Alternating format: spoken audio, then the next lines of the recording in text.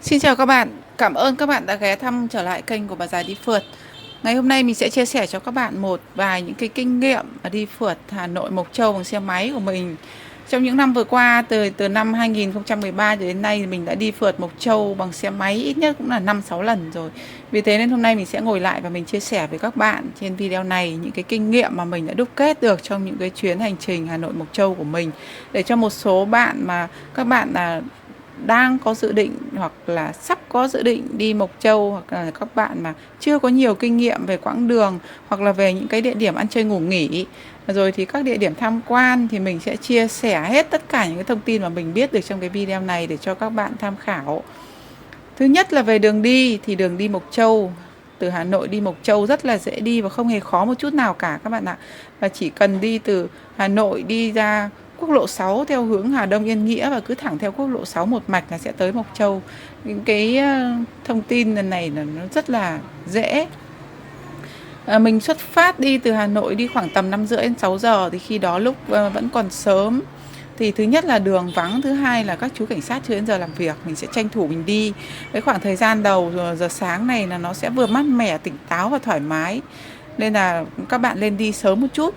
Đấy, một vài cái địa điểm mà công an chốt trên cái cung đường Hà Nội Mộc Châu này các bạn cần lưu ý. Một là cái đoạn cuối Xuân Mai đầu Lương Sơn. Cái thứ hai là chỗ đầu Cao Phong. Cái thứ ba là ở khoảng giữa Tân Lạc. Đấy, cái thứ tư, một cái chốt nữa là các bạn cần lưu ý, đó là đầu lối vào thành phố Hòa Bình.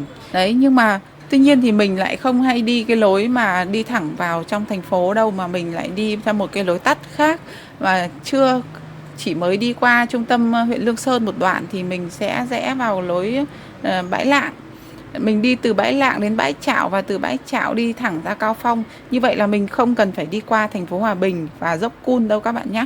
Thì mình sẽ tránh được một cái chốt công an và cũng tránh được một cái đoạn đường mà rất chi là bụi bặm và nhiều xe ô tô, xe khách, xe tải, xe con tránh nhau rất là lùm xùm ở phía ngoài đó.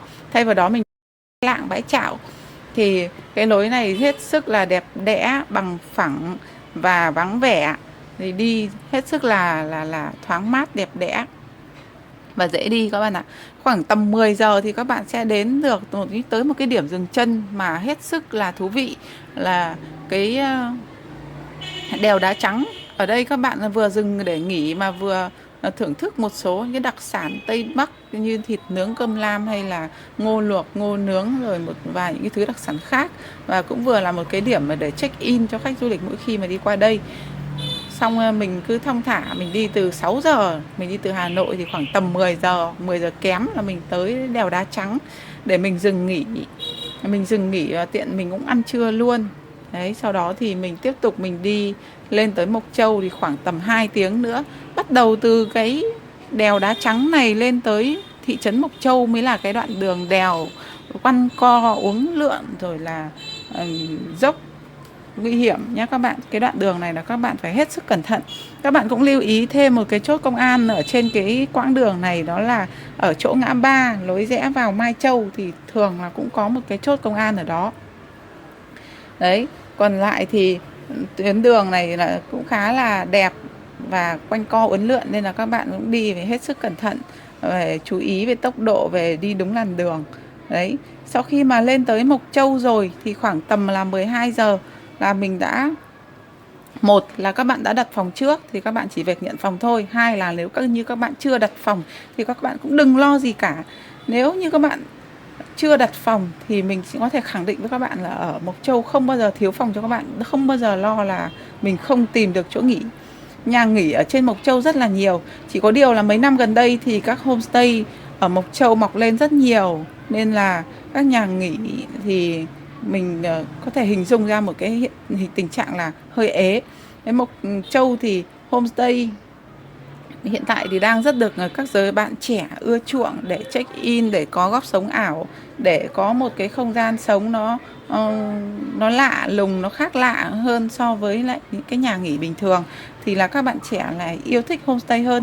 Vì thế là homestay thường là hết phòng vào những cái dịp lễ Tết hay là cuối tuần. Nếu như các bạn muốn ở homestay thì nên đặt phòng trước, còn nếu không thì nhà nghỉ lúc nào cũng luôn luôn sẵn sàng, rất sạch sẽ và giá rất rẻ.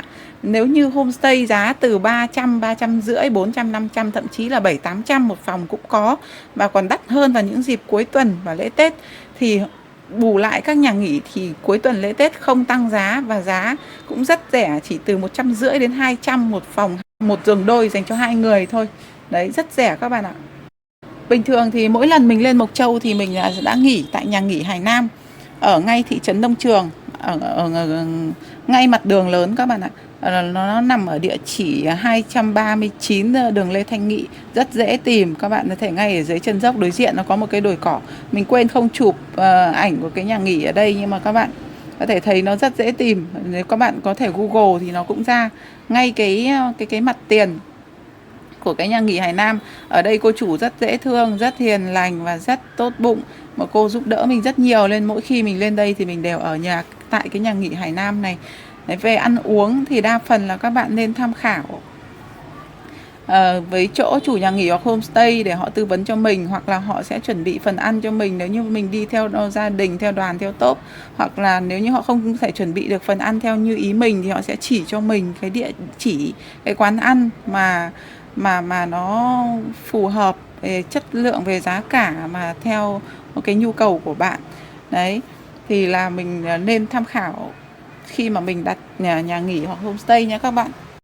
Địa điểm tham quan thì tùy vào cái thời gian mà các bạn đi tham quan Mộc Châu vào khoảng bao nhiêu lâu. Có thể bạn đi 2 ngày thì bạn sẽ sắp xếp đi tham quan theo kiểu 2 ngày, 3 ngày thì theo kiểu 3 ngày. Đấy, thì thông thường thì để đi tham quan hết Mộc Châu thì bạn sẽ cần tới khoảng 3 đến 4 ngày thì mới hết được những cái điểm tham quan. Do là mình ở Hà Nội nên là mình đến Mộc Châu mình cảm thấy nó rất là đơn giản, nên là mỗi một lần mình đi Mộc Châu mình chỉ đi có 2 ngày thôi. Mình chỉ sắp xếp đi vào ngày thứ Bảy và Chủ nhật thì mình đi. Đấy, có mỗi một lần thì mình đi tham quan 1-2 điểm và mình thong thả, mình chơi, mình chụp ảnh, mình ngắm cảnh, mình này nọ thôi.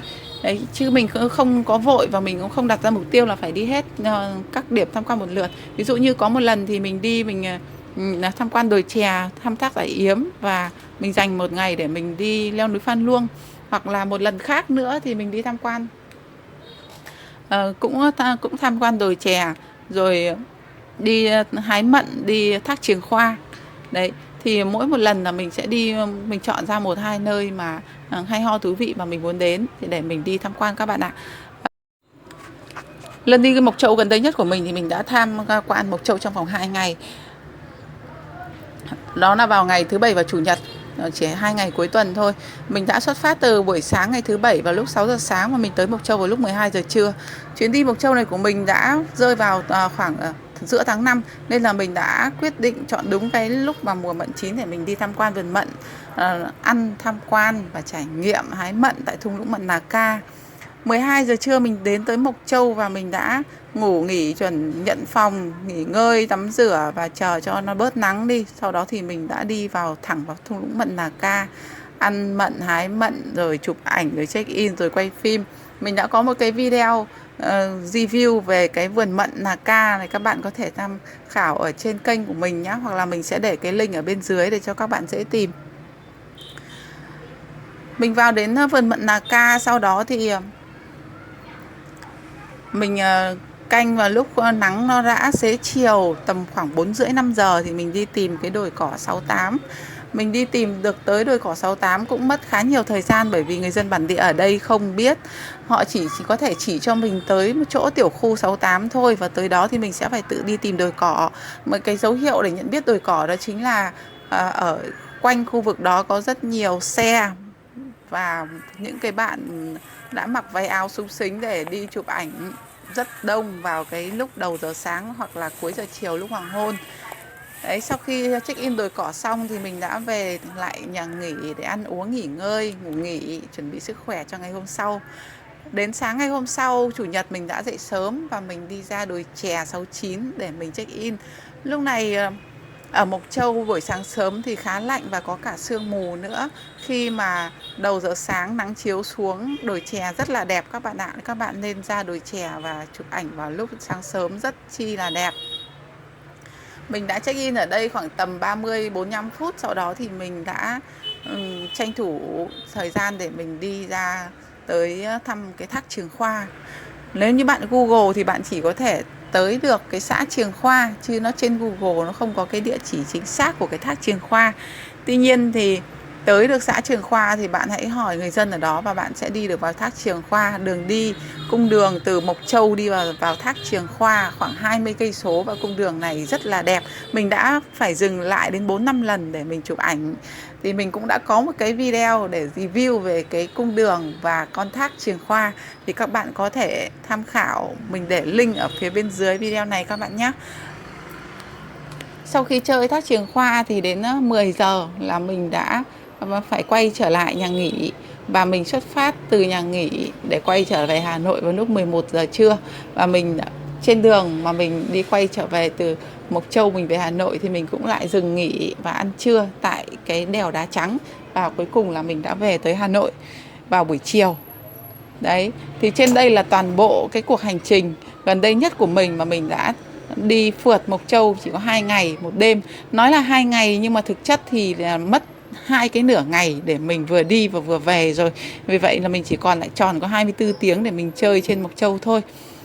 Nói thêm một số địa điểm tham quan khác ở Mộc Châu mà có thể gợi ý cho bạn nếu như mà các bạn quan tâm, chẳng hạn như là thác Giải Yếm, hay là Happy Land, rừng thông Bản Áng, đồi chè Trái Tim Tân Lập. Mà mình cũng đang lưu ý là cái thời gian này thì đồi chè nó chưa có ra nhánh ra lá mới nha các bạn. Có lẽ là chắc phải là 1-2 tháng nữa khi các bạn bạn đến khoảng tầm tháng 7 tháng 8 thì nó mới lên lại lá và nó mới xanh tươi trở lại, chứ bây giờ chỉ còn trơ cái xương không, nên là chỉ có thể đi check in ở đồi chè 69 mà thôi.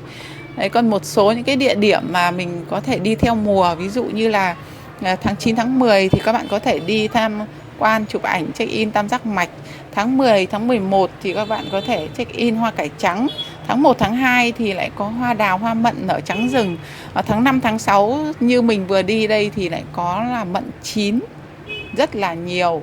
Ngoài ra thì còn có những cái địa điểm mà xa xôi một chút, nếu như mà các bạn có nhiều thời gian và sức khỏe thì các bạn có thể đi check in leo núi Pha Luông, hay là Ngũ Động Bản Ôn, hay là làng Nguyên Thủy. Đấy thì là một số những cái địa điểm, nếu các bạn có nhiều thời gian ở Mộc Châu thì hãy nên đến tham quan thêm những cái điểm đấy nữa. Mộc Châu thì mùa nào cũng đẹp,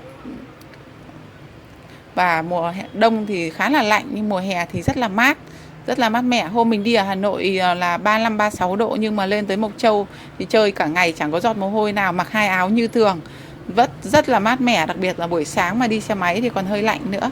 Đấy, trên đây là toàn bộ những cái thông tin về kinh nghiệm mà mình đã đúc kết được trong những cái chuyến đi Mộc Châu của mình trong những năm vừa qua, mà mình xin chia sẻ với các bạn để các bạn tham khảo. Nếu như các bạn thấy video của mình hay ho, thú vị thì các bạn hãy bấm like, share và đăng ký kênh Bà Già Đi Phượt, và nhớ bấm nút rung chuông để tiếp tục cập nhật những video mới nhất của kênh Bà Già Đi Phượt.